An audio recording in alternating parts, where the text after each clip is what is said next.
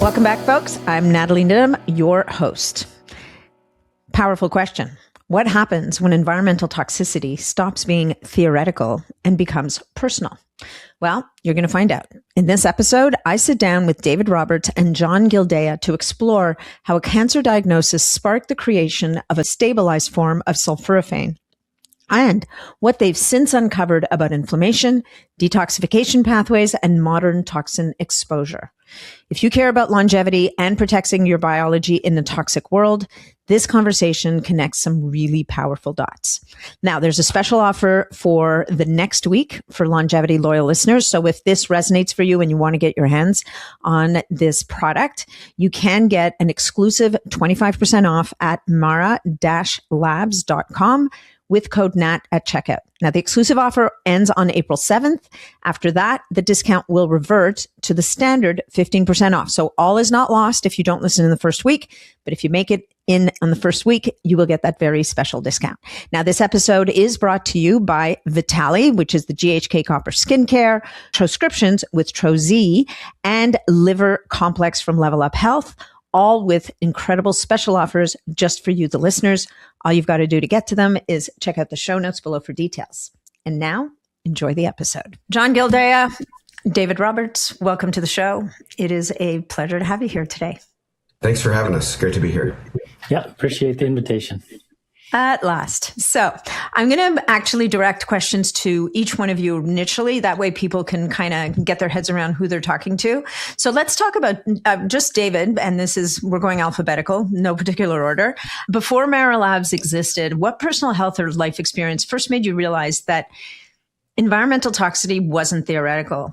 It's actually personal. And, you know, we talked about this the other day. We not knowingly ran into each other many, you've been at this for a while, even before, you know, all the things we talk about now were so top of mind. Yeah. I mean, I first got exposed to environmental toxins in my public health degree at Johns Hopkins in environmental public health, and just seeing like they're just everywhere. And there are a lot of them are really harmful, and we don't even know how harmful they are. And around the time I was graduating, there was a study out of France on women having flame retardant in their breast milk, and that flame retardant came from just sitting on couches and furniture from absorption into the skin.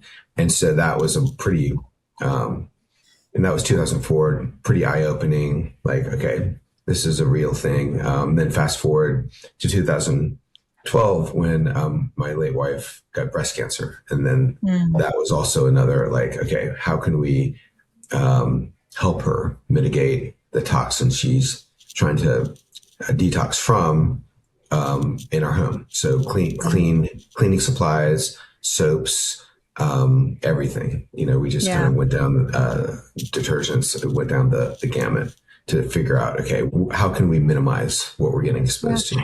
And it's so interesting what you're saying, right? Because this is low hanging fruit.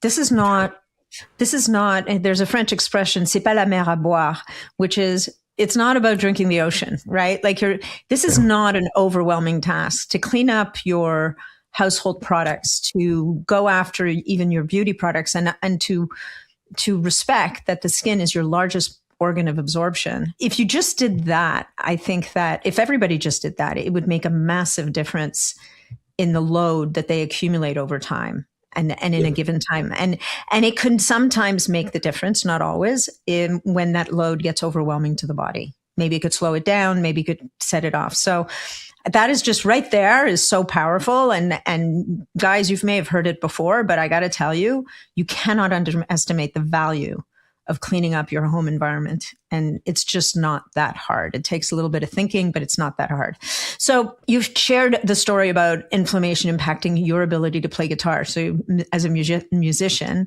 can you walk us through what happened physiologically and emotionally in that window, like how that kind of affected you? It was during when my wife was sick. I wasn't really taking great care of myself. And basically it would be, within 2 minutes, I had to stop because my knuckles, and my hands were so, and in so much pain.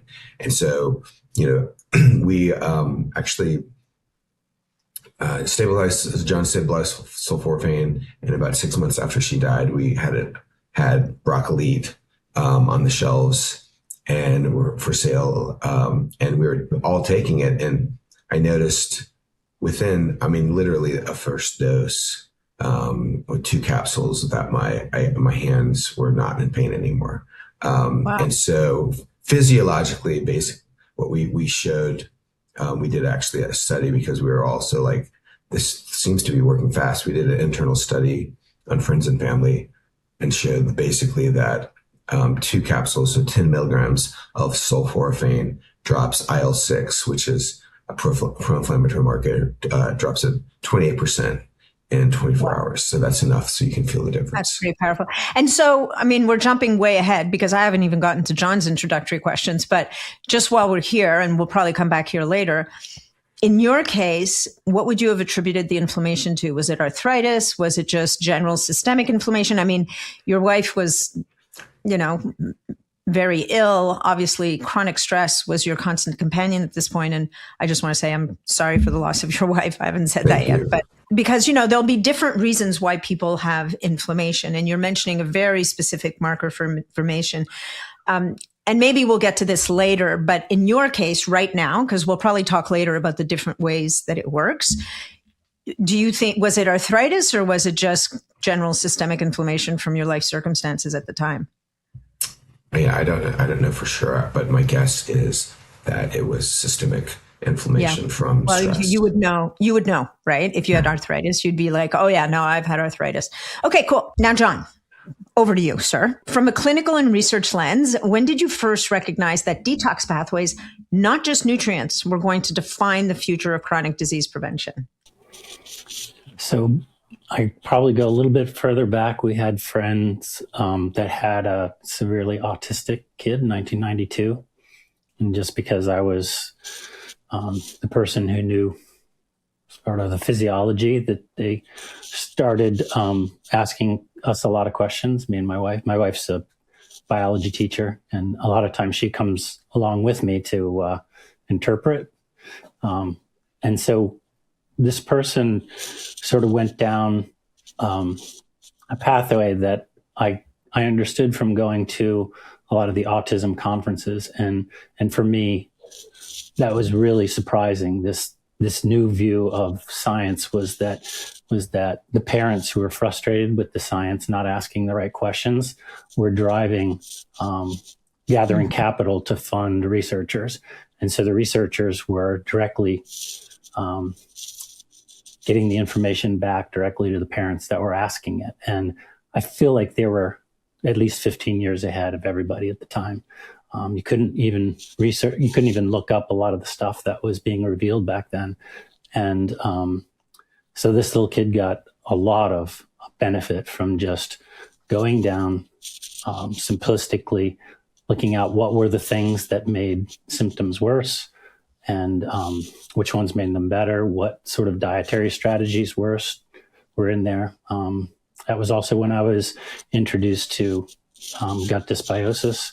So this person had a really dysbiotic gut. And then when this lady who just wrote a book about healing her child, because they at that time said there wasn't a way to heal your child from autism, he was mainstreamed, and they asked me to write the introduction to the book. And so that was when I tried to formalize what I thought was going on here, is that when a person is super motivated to find out their own physiology, they start digging really hard. And I loved the way that this particular group did it. Was at these conferences, they asked for parents to answer questions about supplements that they had tried.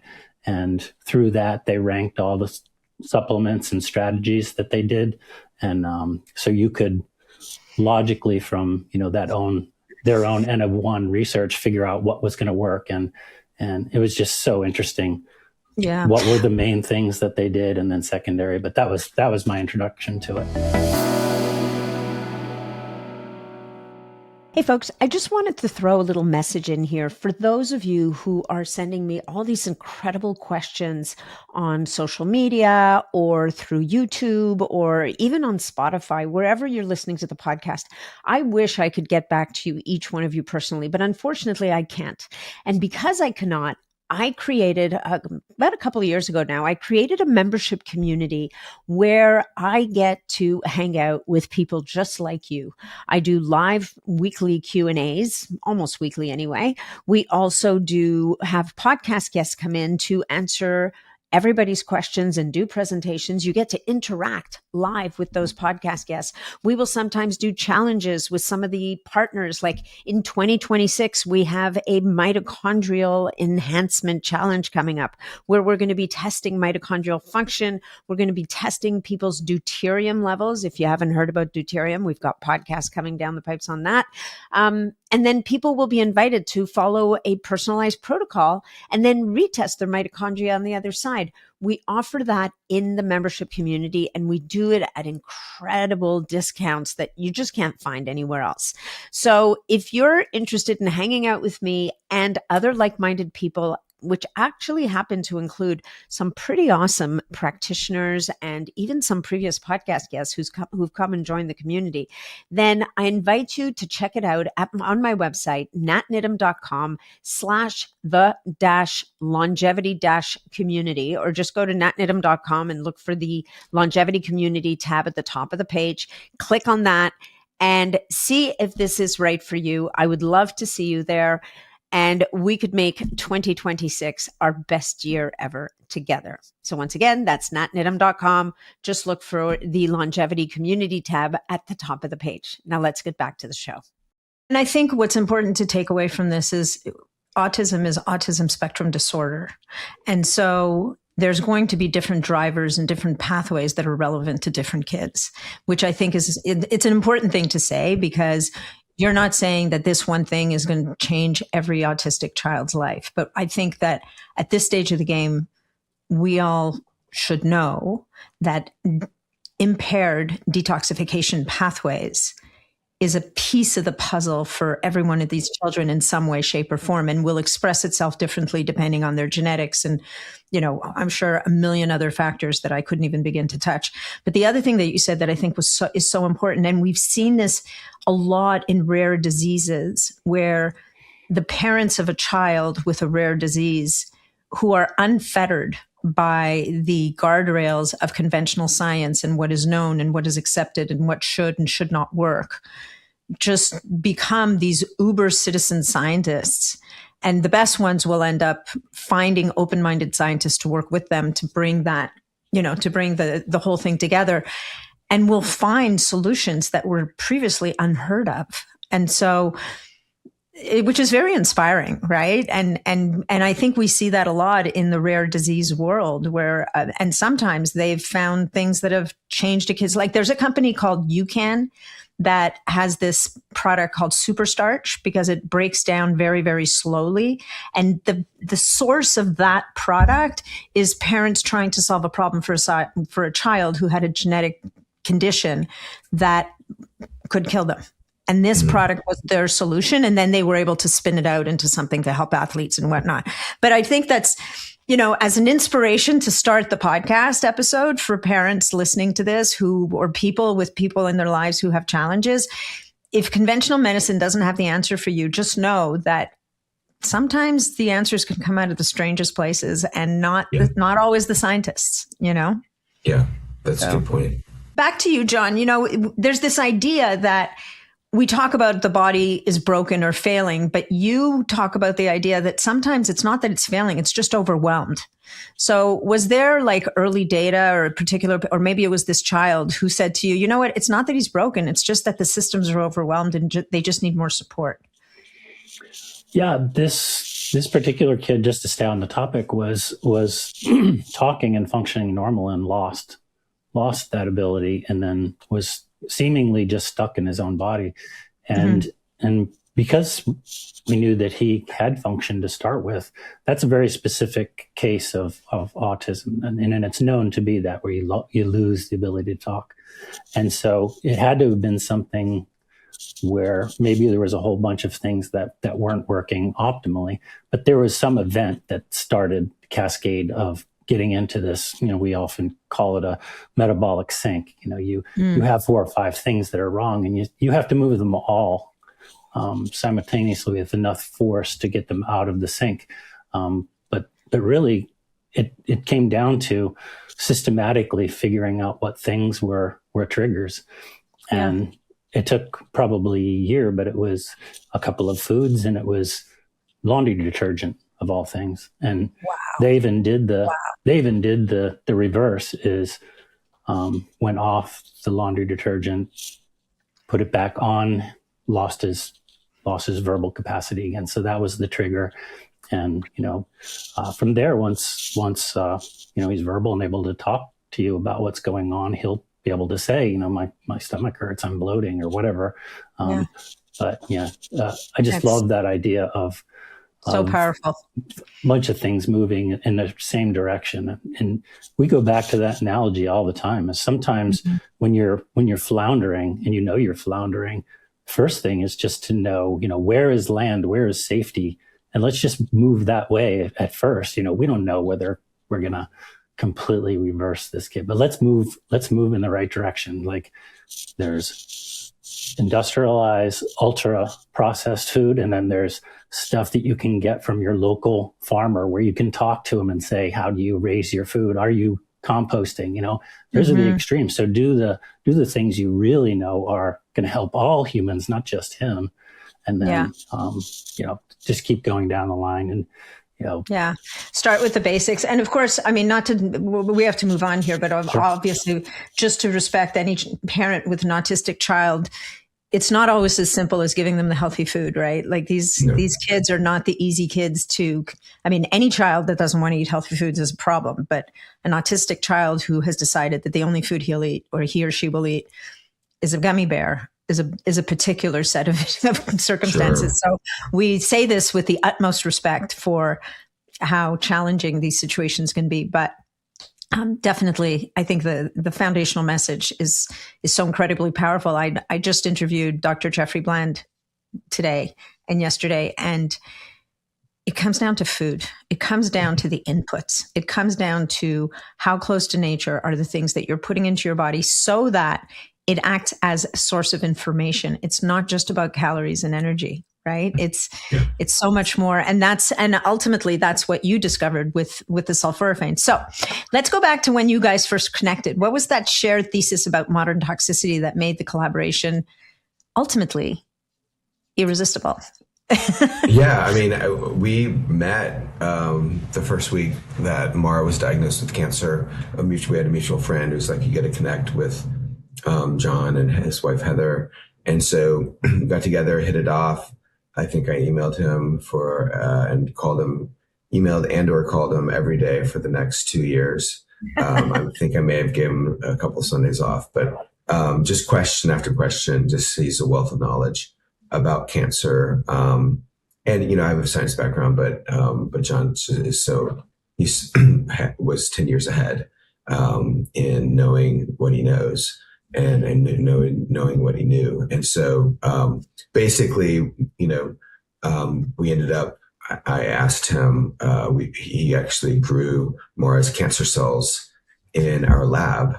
And so he basically determined that sulforaphane was number 3 in directly killing her type of cancer. And that was sort of, we went out to source it in supplements and realized really quickly that all the broccoli supplements on the market are the precursor molecule glucoraphanin, even though most of them say they have sulforaphane. They do not.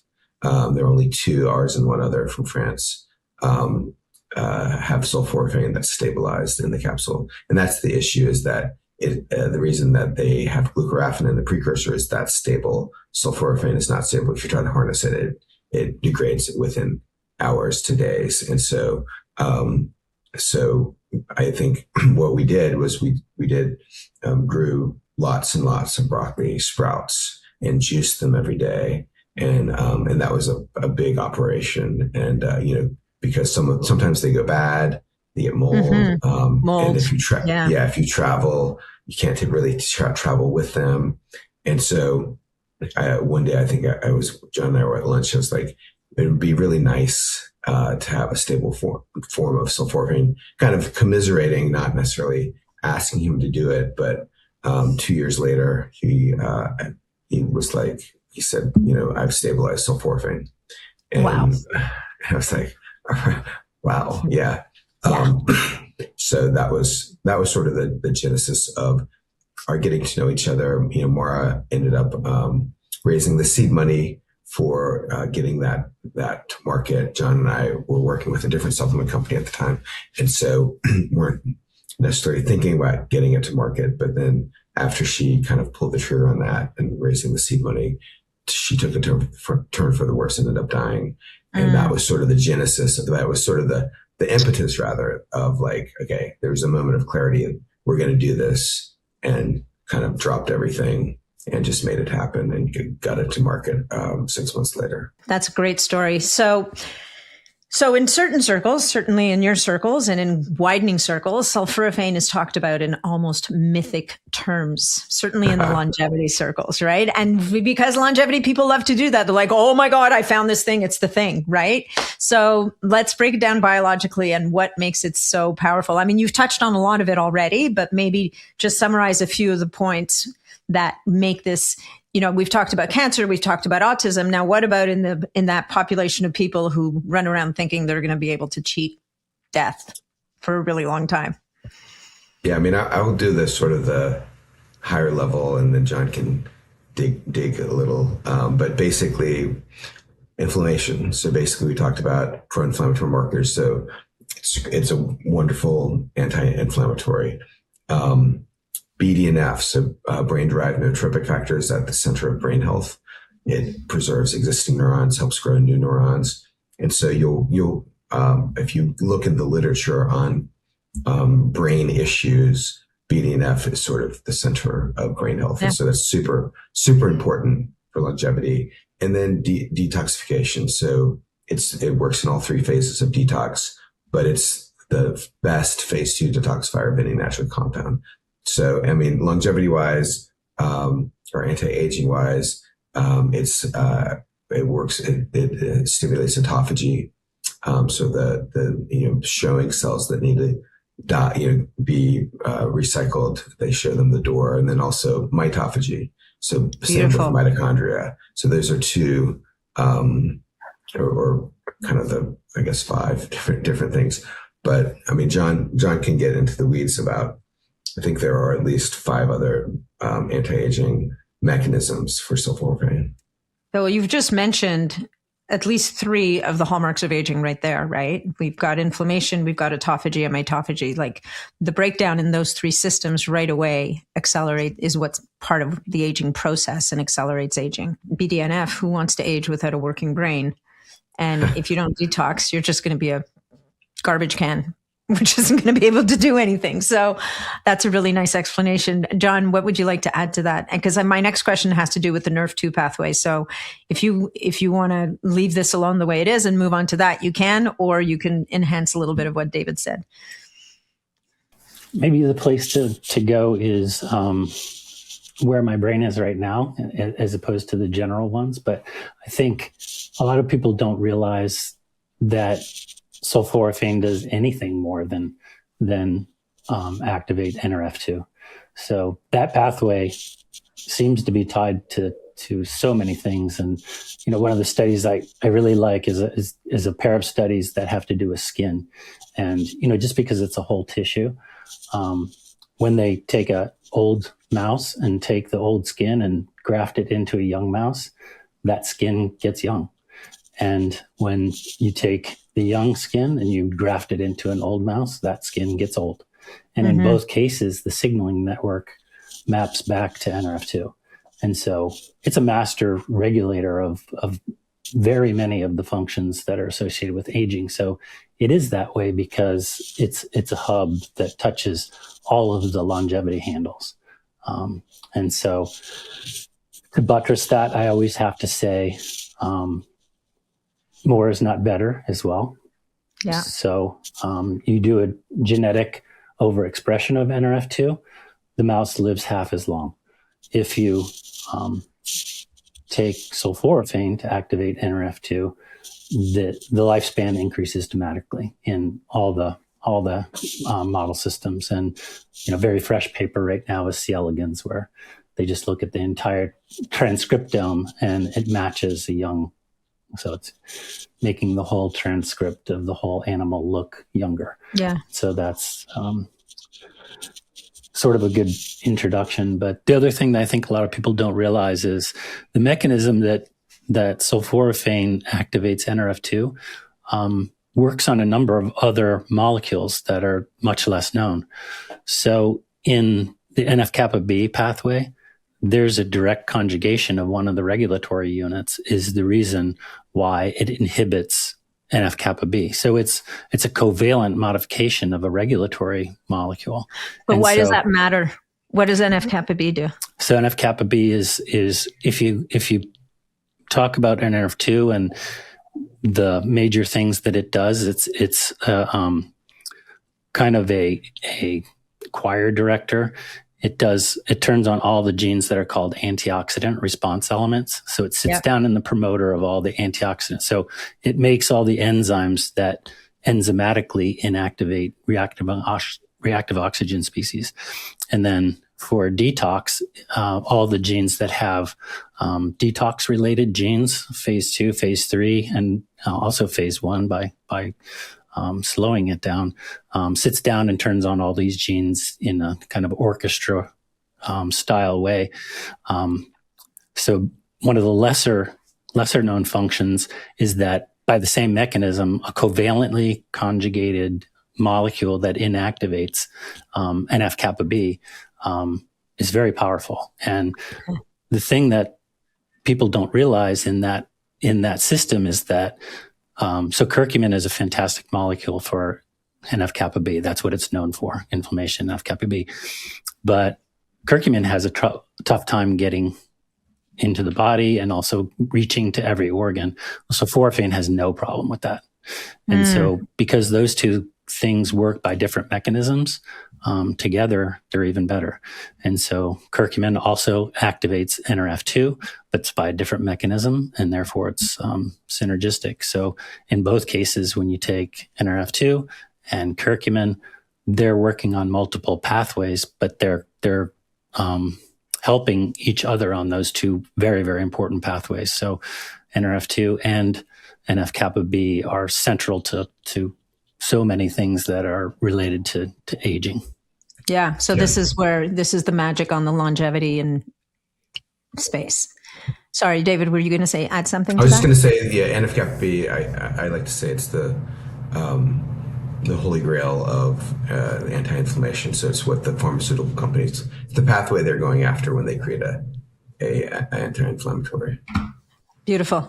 All right. So in your own testing, for either of you, maybe this is more of a John question because it's a testing question, but you've both been testing stuff for a long time. In your own testing, what's the most surprising cellular benefit you've seen that most people either just don't know about other than NF-kappa B? Is there something else that's happening under the surface that people wouldn't even think about it, but this is there's such a powerful impact here? I think we can both answer that. John, why don't you go first? So I think just because I'm always thinking about cancer, and so people that come in front of me often, many very aggressive cancers have STAT3 as a component, overexpression of STAT3 as part of the progression model, and that's an inflammatory cascade. Sulforaphane, that's another target that it does direct covalent conjugation to, is directly binds to STAT3 and inactivates it. So if that's one of the hubs that is driving your cancer, that's a supplement you can take that can affect that particular arm of the disease. And we're not saying that cures disease, but it's a natural compound that is known to affect a pathway that doesn't have a pharmaceutical to it. So no Amazing. competition there. Well, and that makes sense, right? Because any cancer is going to be complex. And any, if you think about a surface with many peg legs, and this is our cancer, as many of those peg legs as we can kick out, hopefully destabilizes it. And if you happen to be doing conventional treatment, hopefully maybe that makes it more, weakens the cancer, maybe makes it more effective. I mean, obviously we have to tell people they should always check with their team, but this sounds like a very powerful addition or to a treatment plan that might be off the radar for people. So thank you for sharing that. I was just talking with a gentleman yesterday, actually, US cancer. He's like, yeah, I'm taking sulforaphane. I'm like, you're not taking sulforaphane if you're not taking our product, because literally let's talk about that. Yeah. Every product except for ours and one other, they're not sulforaphane, and so they say it on the label. People, these supplement companies are marketing companies essentially, and they're getting more and more bold as far as not telling the truth of what they have. And so there are on Amazon, there are probably 6 now that say they have sulforaphane on the label. There are dozens that say they have sulforaphane in the marketing. But if you turn it on the label, they say glucoraphanin. So tell us, remind us why that distinction is important, please. Yeah, and glucoraphanin is also called sulforaphane glucosinolate, and so that's even more confusing. It's important because if you have a head of broccoli, you start chewing it, you break down the cell wall that has the enzyme urosinase that breaks down the glucoraphanin into sulforaphane, and then you swallow it and you get the benefit. If you try to harness it, it degrades. And sulforaphane is infamously unstable. And but glucoraphanin is stable. And so that's where people basically put it in capsules because it's stable. And so John was able to figure out how to stabilize it. And that's the key. We have a stable form of sulforaphane in the capsule. So a lot of people in the marketing companies that sell these broccoli supplements basically say, well, it will convert in your gut. Well, maybe, but maybe not. And so you don't know.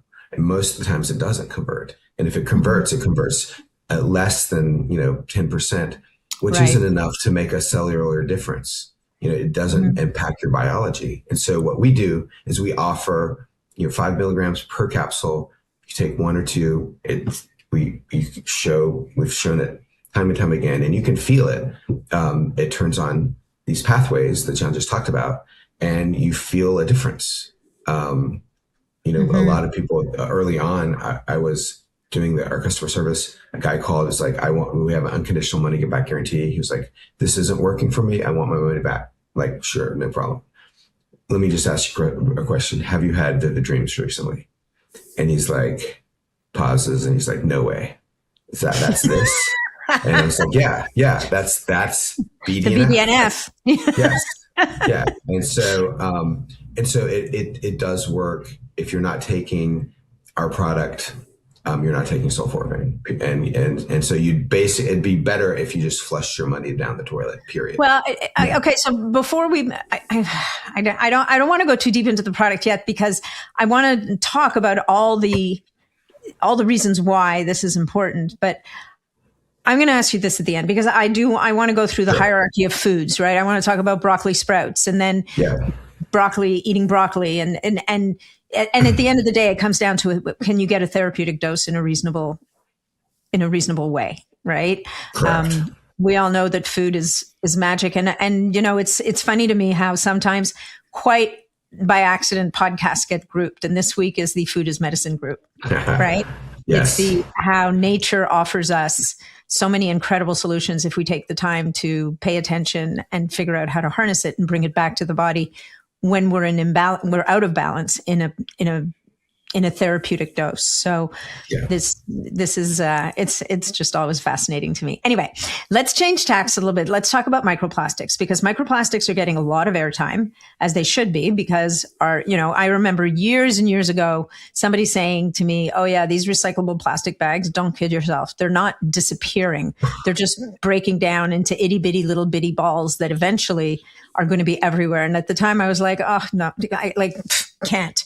And now I'm like, holy crap, they were so right. Like, you know, I walk around the grocery store. If I see a net I was saying this in the grocery store today, you know, they put organic lemons in a netted bag of this stuff that is never, it's not even going to pretend to disintegrate, right? But it still will. It's still going to release little bitty bits of crap. And even onions in these nets, and I refuse to buy the nets. But then if you go buy a lemon, it's $1.50, whereas I could have gotten a whole bag for $6 over there. So it makes me crazy. But so microplastics are here. There's nothing we can do about it. They've infiltrated our physiology. So, and we stress about it. So can you walk us through what the science suggests about the exposure and what it's doing on a cellular, in terms of cellular stress in the body? Like, what are you guys seeing in the literature? What's happening?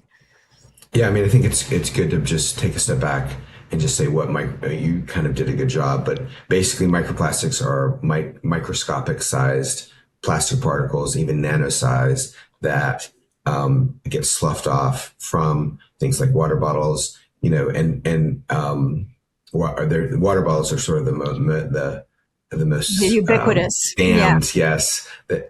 But I mean, if you think about it, for frozen dinners, if you everything packaging. I mean, even some frozen dinners, basically, you get about 1 million microplastics if you microwave it and then eat it. If you have leftovers that are in plastic and microwave it, put it in glass, put it on a plate, microwave. Yeah. Put it on a plate. Don't microwave to begin with. put it in your oven. Exactly. Yeah. But even like, you know, the little tea bags that are the pyramids that they're shiny. Those are nylon. Literature basically says 2 billion microplastics just from that one tea bag. And so it's just like, forget that. And then, you know, even, you know, things like, John and I were traveling recently. We were at a hotel, and the coffee maker. Oh yeah, the Keurig coffee maker. Yeah.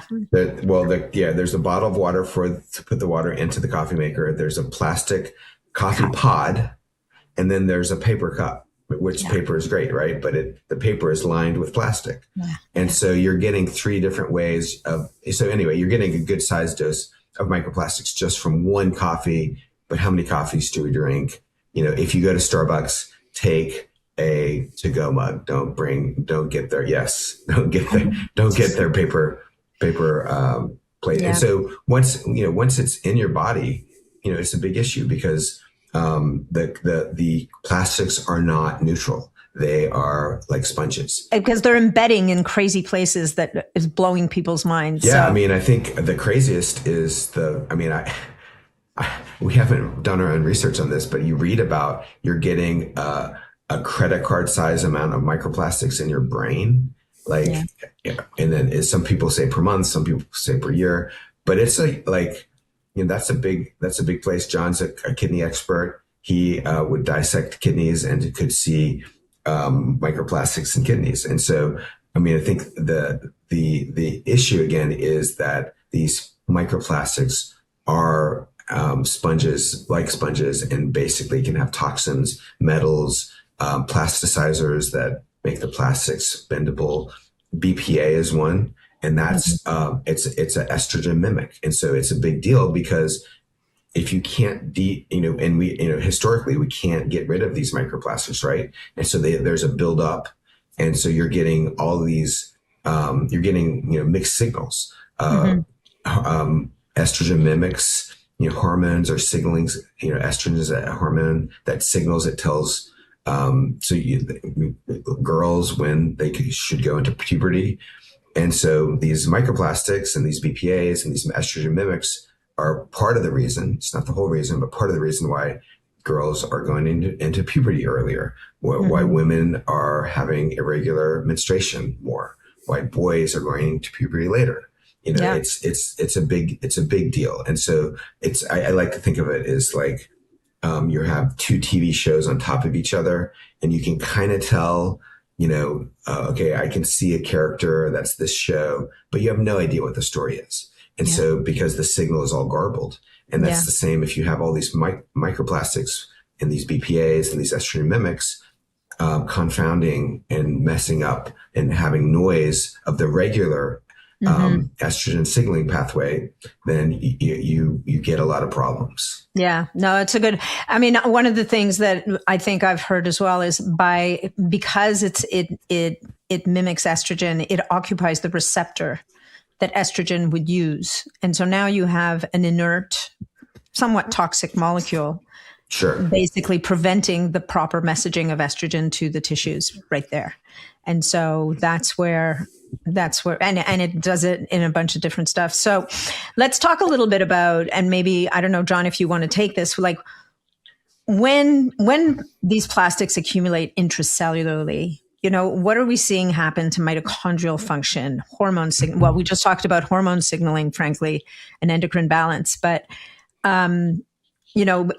mitochondria, I'd love you to speak on mitochondrial function and a little bit about chronic immune activation, if that might be getting triggered a little bit or triggered in some way by these plastic particles. So probably the place to start would be, why do they accumulate where they do in the body?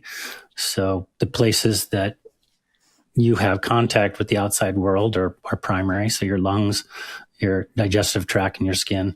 And then the cells that tend to accumulate them are all cells that have high rates of phagocytosis. So you have macro pinocytosis, it just gobbles up the fluid that it's surrounded. Those have the highest rates of accumulation. And then the professional eaters that travel around and eat things, which are macrophage, and in fact, macrophage derivatives. So highest is along the lungs, along the digestive tract, in your spleen, and then in your macrophage or any macrophage-like molecules. So in your brain, it's microglia, and so they're basically the macrophage of your brain. And so you can track all the dysfunction basically to all of those things. So in every lymph node that's trying to communicate to, for any kind of foreign body, well, those cells that are supposed to be doing that are filled with microplastics so that their lysosomes are full. Changes the pH of the lysosome. It's not degrading misfolded proteins. And so there's just general dysfunction. It would be like the same as your apartment. If you just never flushed your toilet, you wouldn't be enjoying life in the apartment that much. And so there's things that you can do to move that out, or you're stimulating particular pathways that make your plumbing better, make more toilets, make wider pipes is the way to go, because it's flux. It's, how fast, what's the capacity of your cell. And so all of those things are sort of linked together. So you asked me to answer the question of mitochondria. So mitochondria actually will physically contact and interact with lysosomes. They are part of the signaling network for lysosomes, and they will be part of the system that decides where things go in the sorting machinery inside of a cell. And so if you have lots of energy and you're producing lots of ATP, you have all the systems up and going. If you block the toilet in that system and you're not making ATP as well, it's going to affect every ATP dependent function in the whole cell. And you're going to get missorting. And the one that I'm particularly interested in, because I'm an exosome person, is that when you block the lysosome that normally takes care of misfolded proteins, instead it gets shuttled over into the system that shuttles these proteins into exosomes. So then you have them bottled up into an exosome, and then you're affecting all your neighbors. So even if you weren't a inflamed cell, you're close enough to a damaged cell from microplastics that you're getting transported genetic material from that cell, transfecting you and changing your genes. So that's one of the ways that you you spread your inflammation into a local tissue. So that's probably enough information there. But because it's an immune cell, then you have a very distracted immune system. Right. They're not primed to be looking for foreign objects at that point. They're used to use the analogy of Yosemite Sam, like this, hair trigger sheriff that's just shooting in the air, spinning in a circle. He's not really. He's not paying attention. Yeah. He's not effectively taking out the bad guy. He's randomly shooting people, and that's your immune system. Okay, so immune system, mitochondria, endocrine signaling, hormones. Give us some hope. You've reported mobilization. There is hope. There's hope. There is hope. There is hope. So let's talk about what the heck we can do about it, because God knows we cannot leave people on this note. It's a little dire. So I want to just talk about how the body gets rid of these things and where we need to measure them. Like, there's a school of thought that says we should measure them in blood. There's another school of thought that says we should be measuring in urine. Why is measuring, and I think that in your world, measuring excretion, what we're getting rid of, is even more meaningful than measuring just blood levels alone. So, and I might be starting from the end here, because people are going to want to know, well, how do I know? How do I know? And, the three of us can sit here and say, because of all the reasons we talked about 10 minutes ago. But talk to me a little bit about, how do people measure this stuff, or can it be measured? Yeah, and how? You want to take this? You want to take it, John, or you want me to? Well, I think that the bottom line is we don't know. So you find it in urine, you find it in feces, you find it in sweat, and so those are the main routes that are going out. There hasn't been a way to mobilize them previously, so they stay inside your cells. The highest counts are in feces right now, and I think the reason for that is that that's the biggest dose from your food. And so if it doesn't get absorbed in your alimentary canal, it shows up in your feces. So that's where the majority of them are going right now. Okay. And if I had to guess, I would say when they're mobilized, I think it's going to be back into that system, the way that you get rid of things through feces. That is the way that's going to primarily go. If they're bigger than a 50 kilodalton protein, they don't usually go through the kidney that way. So it would have to be exceedingly small for it to make it past the glomerulus. So that's not going to be the primary way. It'll lodge in the tissue for sure, because there's a lot of surveillance of the kidney with macrophage. I was going to say it must be damaging to the kidneys in some way, because they're so delicate that these things are like little BB gun bullets. Yep. Yeah. And I was going to talk about can I talk about the study? Yes, I want you to. I was going to ask about it, because you've reported mobilization of microplastics. So what did you actually observe in those human cell studies? Or unless there's another study, you're welcome to talk about both. So we didn't actually do the study. A gentleman from the Midwest, a researcher, we found out that he did this without our knowing, did a study using broccoli sulforaphane, our form of sulforaphane. He did an N of 1 study and basically showed, he's a lysosome expert, and showed that the sulforaphane degrades and dissolves sort of these lysosomes so that they can be mobilized. Interesting. And so he didn't show how they got excreted, but he did show from, over a period of time. He actually had about a day after taking the dose of sulforaphane, he had the highest microplastics blood reading that anybody has had from this. I think there's just one lab, Brian Johnson's lab, that measures microplastics of blood. And so he had the highest. And then a day later, it was all the way down to next to nothing. And so, but to the point, he did look at the sizes of the microplastics.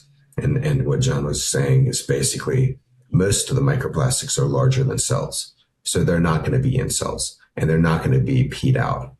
And so most of them are going to be come out in feces, though the smaller ones can come out in urine. And so that's the study we're working on over the next month with this gentleman.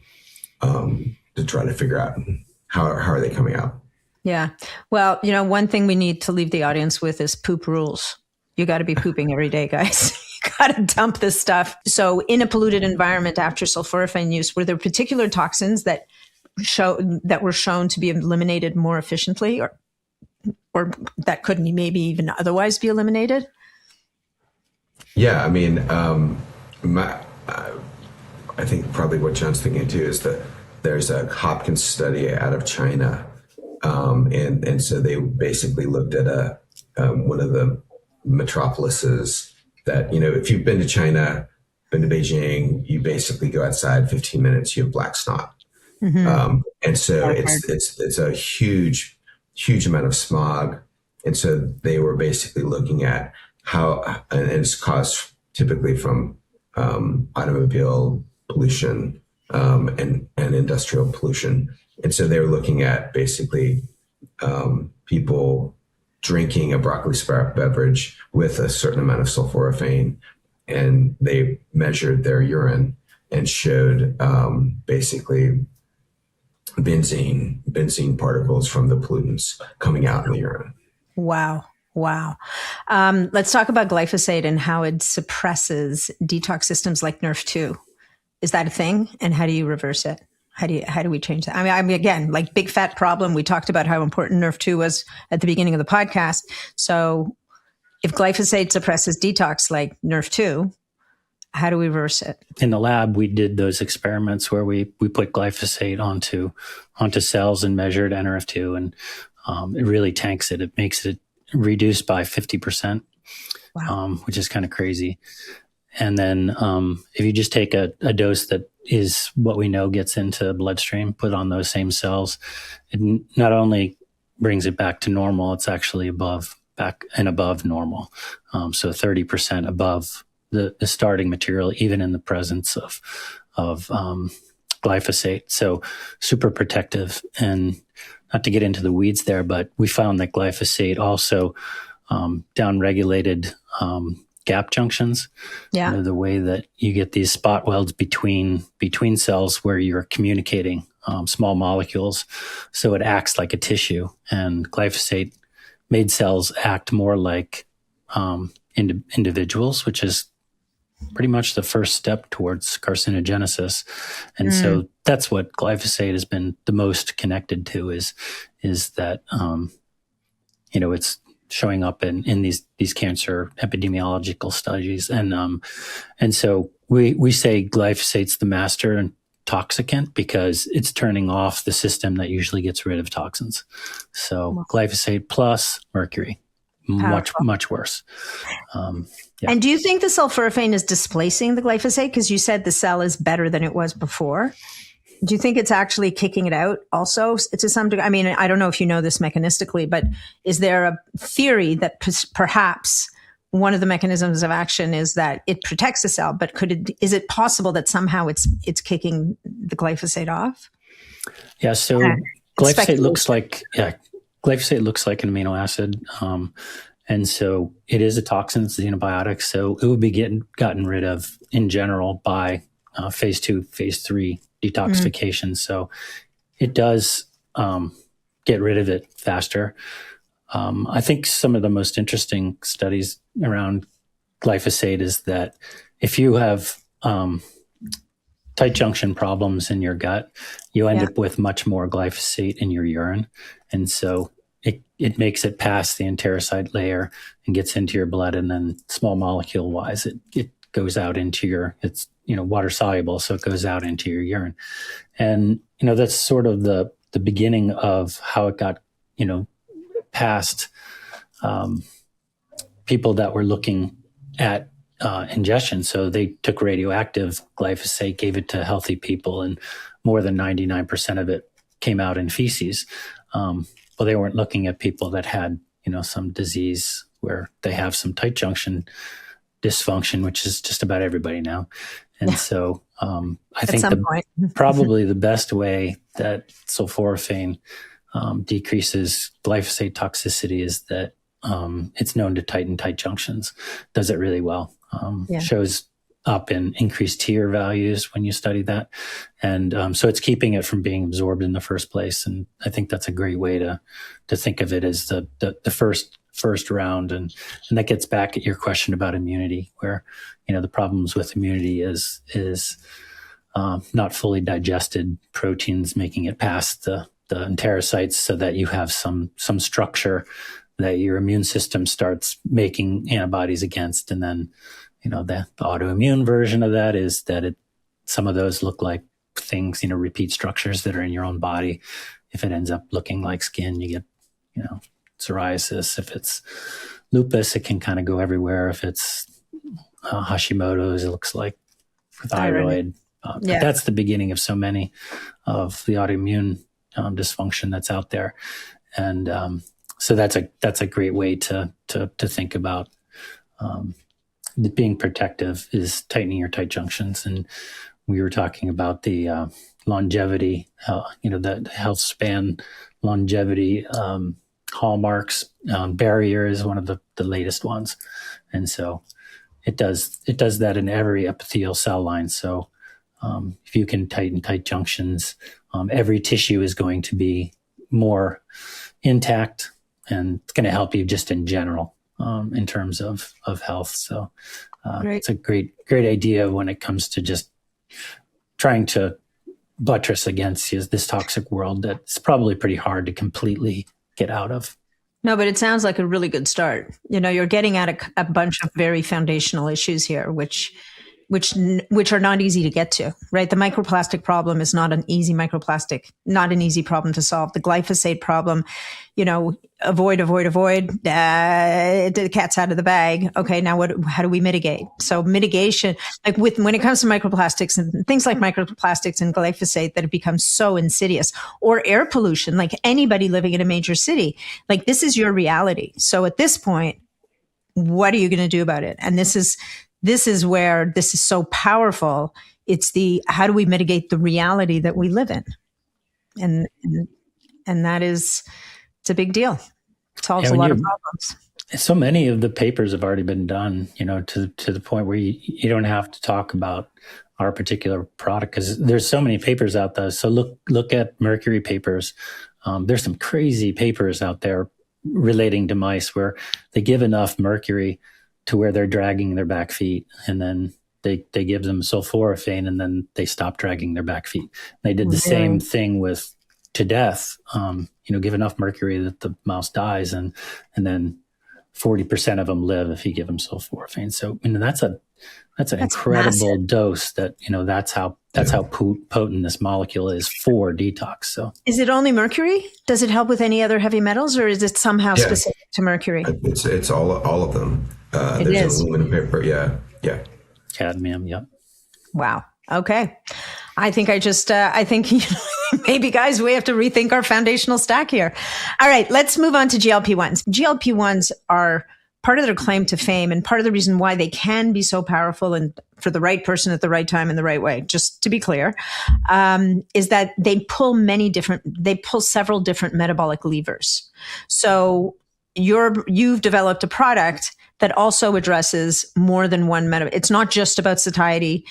Can you list help the audience understand which are the metabolic levers that the GLP Perfect targets simultaneously, that kind of aligns with what a GLP-1 does, so it can be a reasonable alternative to the right person? So that's a me question? I mapped out when we were designing it to address a compilation of 26 metabolic handles that are associated with adiposity.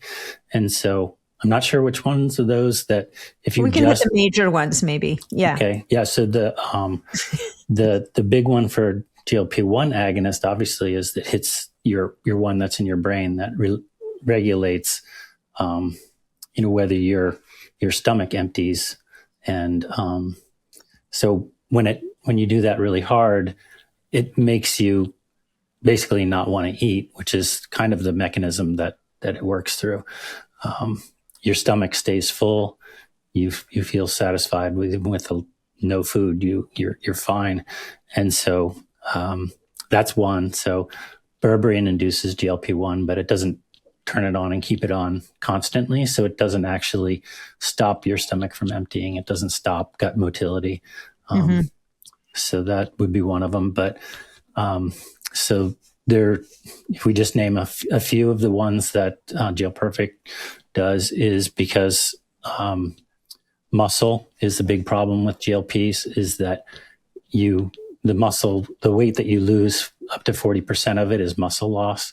And then, so we were particularly interested in trying to block that. So both berberine and EGCG affect myostatin, one by inducing follistatin so that you get less, that's an inhibitor of myostatin. And then EGCG transcriptionally turns off myostatin. So most people know about that molecule because of the cows and the dogs that have a knockout of it. They look like Arnold Schwarzenegger versions of cows and dogs. Well, it's not a knockout, but it's going to make keeping your muscle on much easier. So if you are working out, you'll be able to put on muscle a little bit easier. But we designed it so that you wouldn't lose muscle while you're losing the weight. And then a couple other ones, the alpha lipoic acid that's in the product is actually makes you insulin work better. So you get glucose being able to go through GLUT4 into your muscles. So that's another handle for not losing your weight through muscle. If I can maybe recap a little bit. So satiety basically helps with satiety without slowing down gastric emptying to the point where people are not going to be able to poop out their microplastics, for example. Yep. Sure. And maybe shut down some of the food noise, which I think is the other thing you were getting at with the brain center. Helps with insulin sensitivity. Everything I've seen doesn't say that GLP-1 causes muscle loss. It's the fact that people don't eat their protein, they don't exercise. I think the GLP-1's not a muscle loss problem. It's a lifestyle when you're on the GLP-1 problem. But if you you have to try very hard not to lose muscle. No, you have to work at it. No, you have to work at it. But it upregulates the expression of GLUT4 at skeletal muscle, which means like the way you've designed yours, which is super smart, you want to make it easier for the muscle to pick up the glucose so that you can exercise and build muscle. But we don't have to argue about that. I think that, ultimately, anything we can do to preserve muscle is going to be beneficial. And if you've built that into this by affecting myostatin, follistatin balance, that is not something I've heard that a GLP-1 touches. So I think that's a really powerful lever to be able to. And I don't think we need to argue about it either. It's just, I think a statistic out there is that people lose muscle when they're on a GLP-1, whether it's lifestyle or the reason for that. Yeah. And there's 100%. papers. It's also papers showing that most of the people gain the weight back. It's as high as 70%. I've seen in between 60 and 80% of the people gain the weight back. But if you lost any muscle on that, you're actually behind from when you started. 100. Yeah. I'm like 100% with you for sure. So it blocks de novo lipogenesis. It blocks. This is this is the GL Perfect. Mm-hmm. Wow. Yeah. So the conversion of fatty acids and proteins into gluconeogenesis by your liver blocks that. So you can just go down the line. And I was surprised to find that because I wanted to know what percentage of the 26 handles did that. And pain is one of them. The non-shivering thermogenesis it induces. That's through a norepinephrine dependent mechanism. So just keep that in mind in that you're going to burn more calories just without doing anything. It just raises your basal metabolic rate.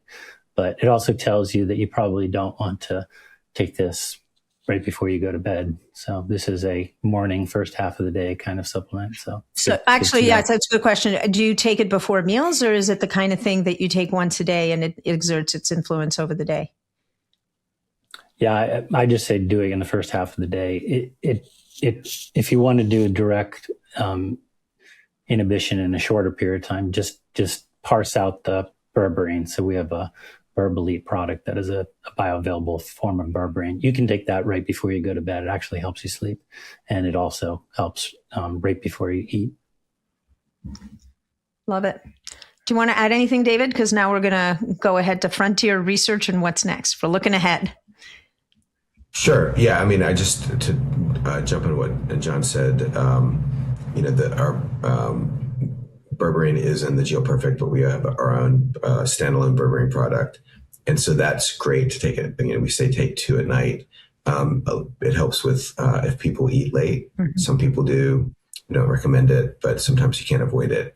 And so the issue there is when your melatonin starts being stimulated, it turns off the insulin production. And so if you eat late, you have high glucose in your blood all night. Disaster. And so that's awful for a variety of reasons we won't go into. Yeah. So taking berberine, that can then basically help metabolize the glucose. And so it's not just sitting in your blood all evening, but it's also great for your sleep. In fact, early on, we looked at, asking people who are taking our berberine product, hey, why are you taking it? And they basically were saying about 75% of people were taking it for sleep. And I didn't, we were selling it for ketosis. And so I looked on the literature, and there's one of my favorite papers is how berberine outperforms Valium as a sleep aid. So basically it increases serotonin by 30% and dopamine by 25%. So anyway, it's a great product, especially if you're eating late and or have sleep issues. Well, berberine it's that herb that just keeps on giving, right? It's so incredibly powerful. I actually want to ask you one question about it, because there is a narrative out there that berberine can be antimicrobial, and so can possibly maybe have a negative impact on the microbiome. Have you seen that at all? Or do you think that's overplayed? Or maybe is it a dosing duration issue? John's nodding. Any thoughts on that? Yeah, so the general idea is that it's part of a natural, a number of papers use berberine, that they use berberine for SIBO. It's very, very effective. It's been in clinical studies to do that. And so it's very effective in the small intestine when you want to kill off cells. But if a very high dose, some people take, as high as 1 gram, goes down into your colon and sits there, it's antimicrobial in general, and that's not a great idea. And so I think the way to think about it here is if you have a smaller dose of a higher bioavailable berberine, it's going to be absorbed in your small intestine, and a lot less is going to make it to your colon. And there is a paper out there showing that moderate doses of berberine actually increases akkermansia. So it can be very beneficial for some people. That's one of those molecules people don't usually, bacteria that people don't talk about. They just say it's good. It makes butyrate. But actually it's called Akkermansia musciphilia. So it eats mucus. Yeah. So, if you're not feeding some of the other bacteria and things, you don't want that, all your microbiome to be that, or it'll eat your mucus membrane, and that's not good. Yeah, make a mess of things for sure. Yeah, and that is so interesting, right? So many people talk about increasing akkermansia, and the dark side very rarely gets mentioned. And there is such a thing as I think somebody needs to start a health company called the Sweet Spot Health, because the fundamental reality of the human body is it's all about the sweet spot, no matter what you're talking about. Unless when you're talking about microplastics, but it's can you hit that spot that the body likes to be in, that is homeostasis, where it's not too much, not too little. Okay, let's look ahead. What frontier questions about sulforaphane and cellular health are you the most excited to explore in the next 5 years? Because I can see that you guys are not just going to sit with your stable of offerings right now. You've got to be looking ahead at some other challenge, and particular to sulforaphane in this case. So I'm particularly interested in Synergies. That's one of those things that I just have always been interested in testing, and it's basically a roadmap of the things that I'm working on. And so next supplements and all the ones that we have already, we've proven is synergistic with NRF2.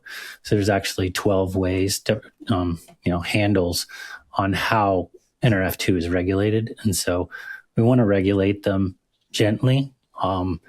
Even with the sulforaphane, we want to turn it on gently, but then you want to support each of the ways that is downstream of releasing it from keep one. So you have to get it to translate into the nucleus. You have to get it to go to the downstream effects of NRF2. I'm interested in the HDACs and things that turn on genes downstream.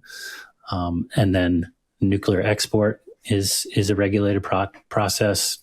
Want to make a supplement that blocks the export of that. And additionally, I'm very interested in doing the same thing with quercetin and some of the known downstream things that are downstream of quercetin. So as it's a very strong senolytic. And so in the literature, all of the quercetin trials are with disatinib. I've worked a lot with disatinib, and it's a pretty promiscuous kinase inhibitor. I don't like a lot of the ones that it's inhibiting. So I want to have a better 1-2 punch for senolysis, but that might be two of them that are down there. A lot of people worry about if you push sulforaphane too hard. There is a thing called reductive stress. It's possible. And so I want to make a supplement that buttresses the other side of that. And we already have it, but we haven't released it yet. So it's coming on its way. So you can assure yourself you're not going to overdo it with taking sulforaphane, even if you do what some crazy people do, is take tons of it. We're always having arguments with our people that are taking very large doses of it, and we'd rather not find out the limit of how much can you take. So is there something that shows up physically if somebody's taking too much that they can tell? So in the studies, it's all gastric distress, and so 350 grams is what milligrams is what the literature says. 350 grams. Yeah, 350 milligrams. A lot of bottles. And we have a number of people that, even after talking to them, they're taking quite a bit more than that. So 350 is the ceiling, basically, of what the person should take in a day. Taking more sulforaphane is actually protective on kidneys. And so that's one of the issues with, you can't take a certain amount of Advil because you're going to kill your proximal tubules. And so that's the opposite with sulforaphane. The more you take, the better your proximal tubules will do. But not more than 350, because then you'll make other problems. I mean, you basically, or at least not long term. Maybe you could do a pulse or something, but anyway. Yeah, I mean, and actually, in terms of something as far as studying, there's a lot of disinformation about sulforaphane, and basically, there's one of the more popular influencers out there on sulforaphane says 60 milligrams is sort of the way to go. And it's just not true. It's 60 milligrams, is, I mean, John talks about there's a ceiling, not just a ceiling of what you can take, but if you're just taking, and part of the reasons we like to look into Synergies is we call, John calls it a sulforaphane equivalence. So basically in the blood, there's a limit. And if you take 20 milligrams or 60 milligrams, it's the same amount you get in your blood. And so that's why we have, broccoli plus we put in the cousin molecule from PEITC or from watercress called PEITC, phenethyl isothiocyanate. And so that works in a true synergy. So 1 + 1 = 5. It's 5 times more effective in stimulating the NRF2 than just sulforaphane alone. And so curcumin does the same. It's proven not just by us, but in the literature to be truly synergistic with sulforaphane. And so looking more into that, as John was saying, but also dispelling this common misconceptions of what is glucoraphanin, precursor. A lot of people say that's fine. How much sulforaphane do you have to take? What are other synergies eat our broccoli. We talk about sulforaphane, but it has 9 different isothiocyanates in it that all work, that are from the seed. So that are basically very similar to the Johns Hopkins studies, in that they have not just sulforaphane, but everything that comes from the seed. Yeah. So they all work together. And so looking more into how are they working together. Yeah. One thing I wanted to mention actually before, I just have a couple questions left, but I wanted to get back to this, like eating broccoli sprouts versus eating broccoli. And this, sprouts being so much closer that you're mentioning the seed holds all that potential. There's so much in there. Once it sprouts, it gives up some of that potential, but the sprout is still a very concentrated source of nutrients and micronutrients. By the time we get to the broccoli, the full food, which is powerful and great, a lot of that material has been basically used up to produce the food that we eat. I think. So for people listening, if they're using broccoli or broccoli sprouts, should they also be eating the sprout? Like, are sprouts enough to move the needle ever? I mean, you'd have to eat buckets of them, I would imagine. Yeah, I mean, basically, 2 of our capsules is the equivalent of 5 pounds of mature broccoli, which is equivalent to about 2.5 ounces of sprouts. Okay. So I think the big thing to keep in mind is not all broccoli seeds are created equal. Yeah. We've done extensive testing. Back in 2020, we tested a batch. We were looking for organic seeds, and we bought 7 different kinds, and 6 of them could not produce sulforaphane. Interesting. Yeah, and then we did it again 6 months later, and we increased it to, instead of 7, we did 9, and 8 of the 9 could produce sulforaphane. And so it's basically, we sell the seeds. We're not a seed company. We don't make money off of it, really. But basically, people want to grow seeds to produce sprouts. We sell them, and you're guaranteed to get in a half pound. You're guaranteed to get 500 milligrams. Wow. That's amazing. That's super awesome. Okay. Are there other areas of aging, cognitive resilience, immune memory, epigenetics, where broccoli might play a role, but the research it's still too early? And you can be brief here. I mean, are there any of those areas that you're like, whoa, there's some real potential here, but we're not quite there yet. We can't make the claims. I think the epigenetics component of it are often through HDACs, histone deacetylases. Famous one is SIRT1. So I think the way to think about those connections would be through things that our technology doesn't actually help. So butyrate, all the different ways that you can make butyrate, by taking your prebiotics, gosphos, all those things, you're making more butyrate. That's the way that I would try and get at those molecules. And then we sell a really very bioavailable version of resveratrol, and so that it's longer lasting in your blood. And so that's a SIRT activator. So I think there are really good ways to get at the epigenome in ways that don't really have to study that much. I prefer to go at it, instead of making a more potent version of sulforaphane, is just to rest on the fact that it has been shown to be an HDAC inhibitor. It does move the needle in the right direction. I think there's a big paper coming out soon in C. elegans that is basically saying that. And so the ways to get at those pathways, for me at least, is that you have to hit all of the known hubs of signaling. So there's basically 9 major hubs that everybody knows is what's regulating longevity.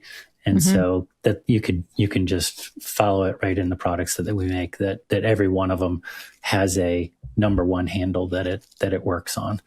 and that when they're put together, you have a cohesive package that is moving every handle. And so at some point in the future, we'd love to do some of those grim age, true age, all those things to biological age. Yeah. Kind of hope other people are going to do it for us, but we might have to do it at some point. That could be arranged. David, anything to add? Yeah, I mean, I think two things that we haven't talked about.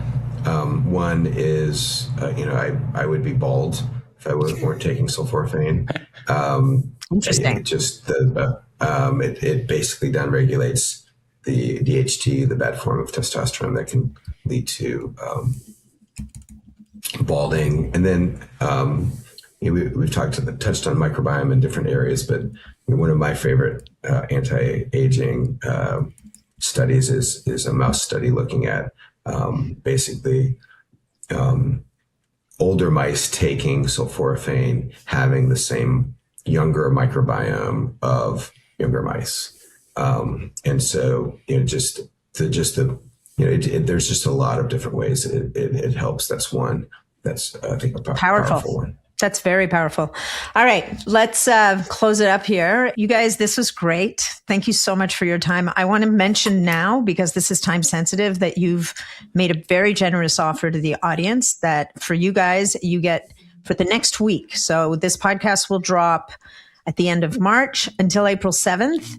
If you go to mara-labs.com/NAT and use code NAT at checkout, you will save 25% off your purchase. And then after the 7 days, hope is not lost. It just reverts back to 15%. But if you jump on this right away and you stuck around till the end, well, I might mention it at the beginning in the intro, but nevertheless, 25% off for the next 7 days. So David, John, thank you so much for joining me today. I know it's a Friday before the long weekend, so I'm sure you guys have plans.